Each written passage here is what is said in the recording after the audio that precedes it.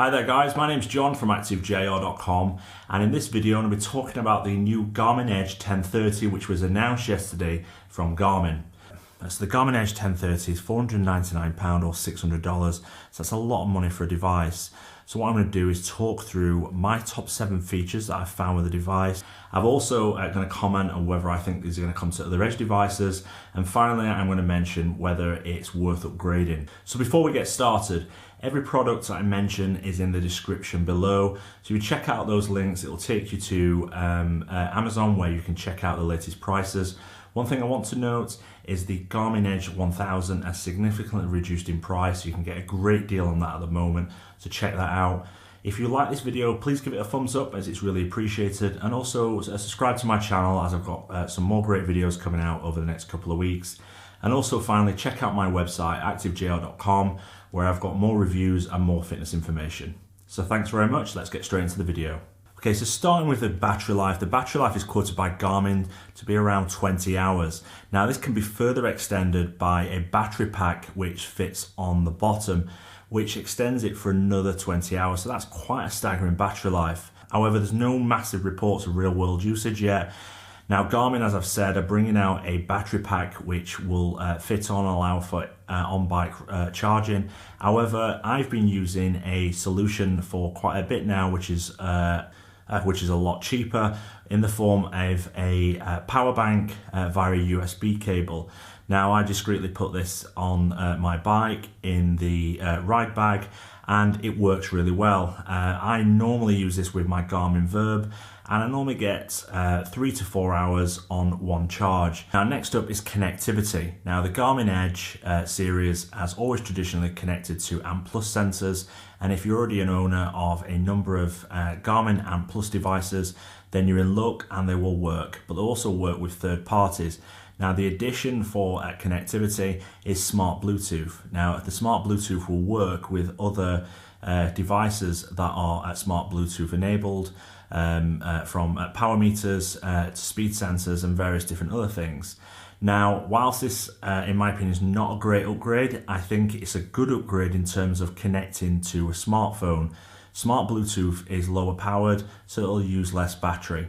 So when you're using a lot of the smart features, such as the Strava segments, or the route planning, or the Strava maps, then it's not going to use a lot of battery power, and when you're using the rider-to-rider messaging, it's going to save. So using smart Bluetooth, I believe, is the reason that Garmin have introduced into this device.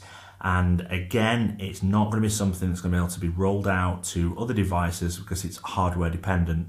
So this is a feature that's exclusive to the 1030. The next feature I want to talk about is the rider-to-rider messaging. Now this is a feature that Garmin have brought that allows 1030 users only to message each other based on various different preset messages. So it could be a message such as "I will be there soon" or "don't wait for me," but it'll allow you to message another rider and they can also respond to that message. Now it does need a Garmin Edge 1030 to be with your partner that you're sending the message to. So this, in my opinion, is a limitation. I'll talk about that very shortly.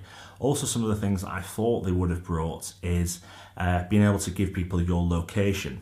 And you already can do that with the incident detection, so I can't see why they can't do this in the case. So the user case that I'm talking about here is if you're on the way to meet a group, or you're waiting for a rider to meet you and the person's not sure where you are, you could send them your location via this, and then they could cycle to your location based on the information you've sent them. I think that would be a really useful feature, and we may see that in the future. So if Garmin are listening, you can have that one for free. The other thing that I thought would be great is if you could send your ETA to another rider to tell them how long you're going to be. This would be a great feature, again, if you're waiting for somebody, or if you are wanting to meet somebody at a certain location, you could send them your ETA. And again, this is something that I believe could be technically possible from a development perspective. So hopefully we'll see them features coming soon, but we'll have to wait and see. Now, will this feature come to other Edge devices? I'm not particularly sure it will. However, in my opinion, in order to get user adoption and get people using it, you're going to have to roll it out to a mass user base. And in order to use it across a mass user base, you need to roll it to other devices. So I think in the short term, it won't be something that'll be rolled out to other edge devices.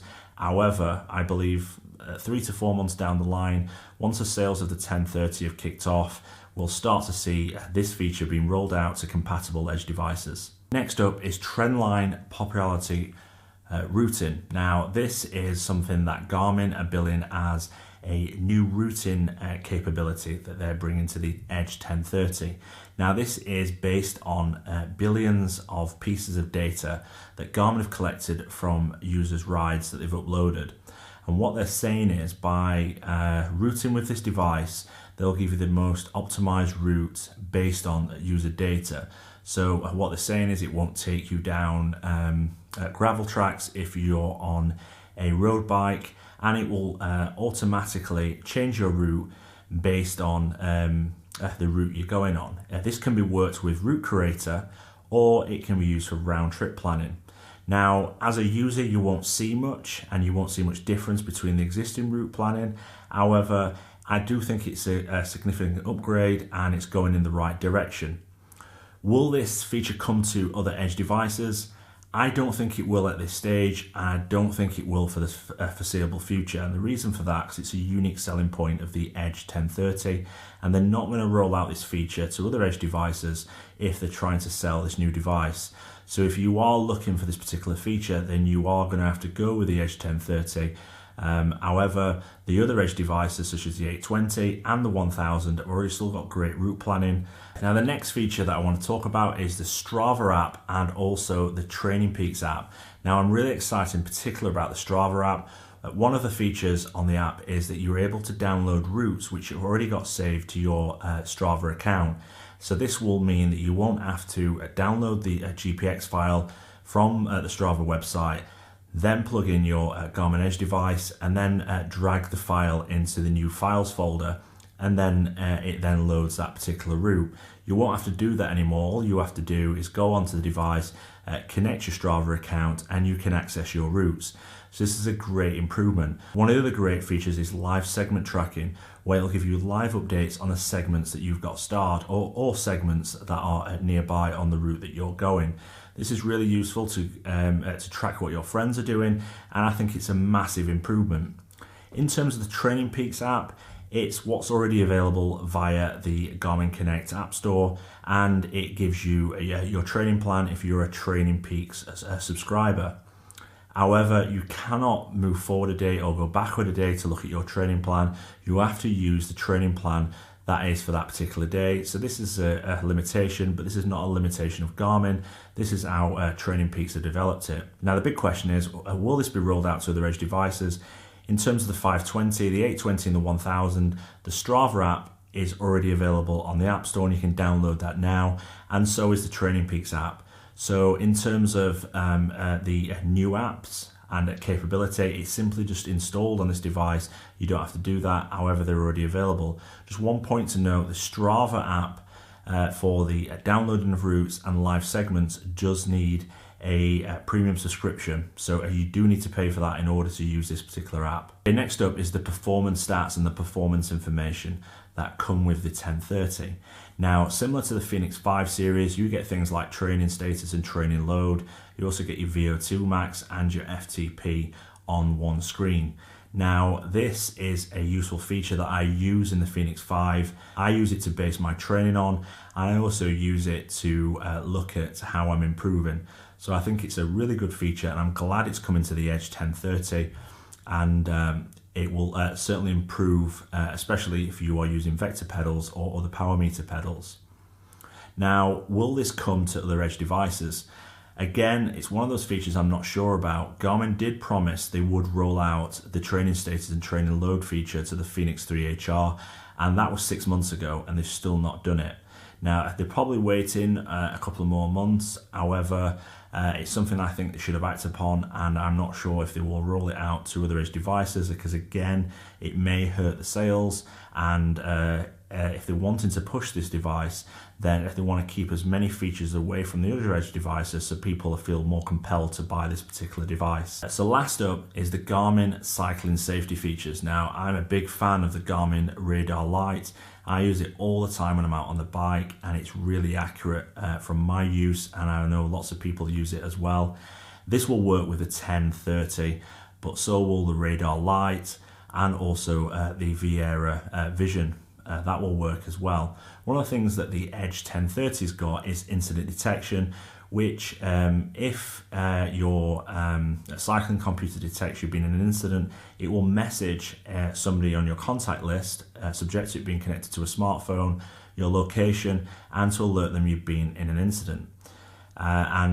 This is an okay feature. I've tested this out and I've had hit and miss on an 820, so it's something I didn't have turned on very often because it would send a message if, for instance, the bike had fallen over or something like that.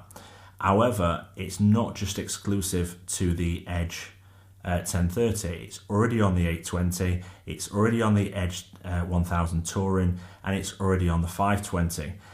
So it's a feature that's already rolled out across a number of Edge devices. So finally, is the Garmin Edge 1030 worth the upgrade? And if I'm being totally honest, I'm still on the fence. I think the Garmin Edge 1030 is a great product. It's got some really solid features. It's a really solid build. However, the thing that really puts me off is the price. It's £499 or $600.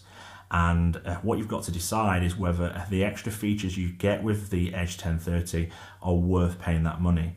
Now, if money is no object, or you want to have the latest and greatest cycling equipment, then get this device. It'll be something that will last you for years. It will have the latest features, it has superb hardware, and you'll get a good purchase if you're not bothered about splashing that cash. However, if you are cost conscious and you want something that is a solid device, you've got other options, such as the Edge 820, which is only been out for a year now, and it's got most of the features that the 1030's got, apart from the rider-to-rider messaging, so the popular drive routing, or the Edge 1000, which is on offer at the moment on lots of retailers, and there's some links in the description below. It's a great device, it's similar size, and it does a lot of the same features as the Edge 1030. Or you've got other options such as the Wahoo Element range or other manufacturers. So I think you need to weigh up whether the extra features such as the rider-to-rider messaging, the new routing capability is really worth the upgrade. Now, there will be a review coming out over the next couple of weeks, and I'll give my firm opinion on this device. However, if you've got a comment, please leave it below and leave your opinion. And if you've liked this video, please give it a thumbs up. Thanks very much, and I'll speak to you all soon.